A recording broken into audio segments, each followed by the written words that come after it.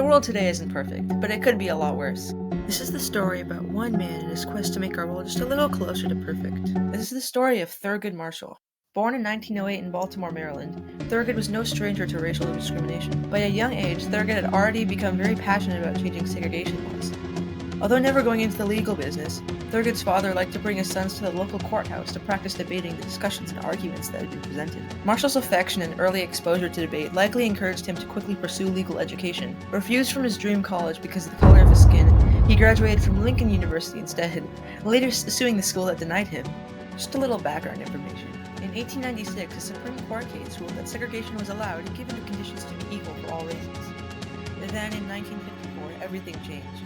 Brown v. Board of Education, a case involving racial segregation in schools, made it to the Supreme Court. Of course, Marshall was the first selected to cover it.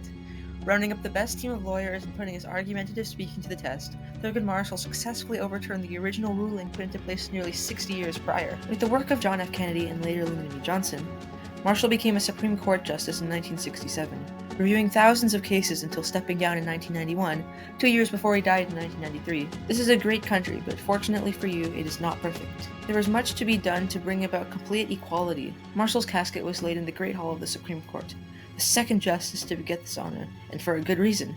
Thurgood Marshall arguably desegregated America.